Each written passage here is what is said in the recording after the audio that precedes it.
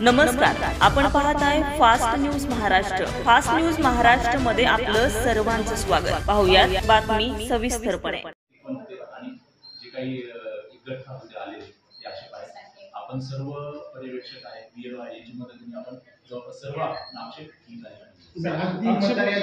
उमेदवारांसाठी एक बॅलेट परंतु 108 आपल्याला कंट्रोल युनिट असणार आहे आणि उमेदवारांची संख्या एकदा निश्चित झाल्यावर आपल्याला बॅलेटची संख्या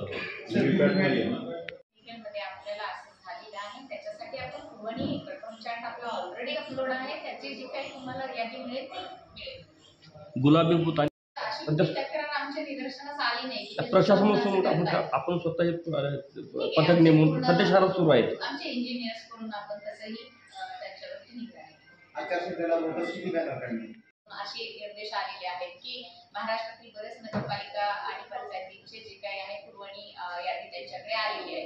सो मग त्याला टेक्निकल इश्यू आज दुपारपर्यंत सॉल्व्ह करून ते आपल्याला टॅब ओपन करून देणार आहे। तर दुपारून प्रिंट झाली तर 1 तासापर्यंत प्रिंट होऊन जाईल की आज संध्याकाळपर्यंत तुम्हाला पाहण्यास उपलब्ध करून देणार आहे। शहरामध्ये कुठे आहेत तर त्याचं स्वरूप कसं आहे, काय योजना आहेत दिव्यांगासाठी? हो, दिव्यांगाची पण आपण प्रत्येक ठिकाणी जे आहे आपल्याला रॅम्प वगैरे जे बेसिक सुविधा त्याच्या प्रत्येकच बूथ वरती त्या आपण तयारी करतोय। प्लस आपला एक पिंक बूथ पण असणार आहे जिथे पर्दानिशीन महिलांचं प्रमाण मतदारांचं संख्या जास्त आहे। अशा ठिकाणी आपण प्रत्येक ठिकाणी महिला साहेब जे आहेत ओळख पटवण्यासाठी त्यांचीही नेमणूक करणार आहोत। खर्चाची संबंधितांना निवडणूक चिन्हे वाटप करणार आहोत। मतदानाचा दिनांक हा 3 डिसेंबर 2025 रोजी आहे। सकाळी 7:30 ते संध्याकाळी 5:30 वाजेपर्यंत आपल्याला मतदान करता येणार आहे आणि निवडणूक निर्णयाचा दिनांक हा 3 डिसेंबर 2025 रोजी असणार आहे। सकाळी 10 वाजेपासून मतमोजणीला चालू होणार आहे। मी सर्व मतदारांना आवाहन करतो की मतदान करताना निर्भयपणे, शांतपणे आणि कोणत्याही आमिषाला बळी न पडता मतदान करावे। याच्यामध्ये आपल्याला जर काही अडचण निर्माण झाल्यास आमचे सर्व अधिकारी कर्मचारी आपल्या सेवेला तत्पर आहेत। 45,413 महिला मतदारांची संख्या आहे 45,585 आणि इतर मतदारांची संख्या आहे 16।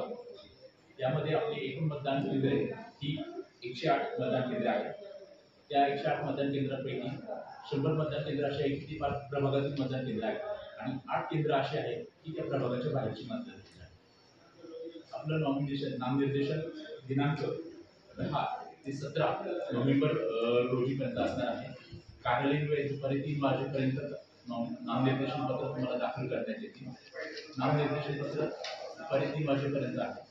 त्याचप्रमाणे रविवारची सुट्टी वगैरे इतर दिवशी तुम्हाला जे काही नॉमिनेशन आहे नामनिर्देशन पत्र ती दाखल करण्यात येणार आहे। नामनिर्देशन पत्राची छाननी आणि वैधरित्या उमेदवारांची यादी प्रसिद्ध करण्याचा दिनांक 18 नोव्हेंबर रोजी सकाळी 11 वाजेपासून चालू होणार आहे। त्याचप्रमाणे नामनिर्देशन पत्र मागे घेण्याचा कालावधी 19 ते 21 दुपारी 3 वाजेपर्यंत आपण घेणार आहोत। ताज्या आणि नवनवीन घडामोडी पाहण्यासाठी आजच आमच्या फास्ट न्यूज महाराष्ट्रला लाईक करा, सबस्क्राईब करा आणि बेल आयकॉन प्रेस करा। पाहत रहा फक्त फास्ट न्यूज महाराष्ट्र।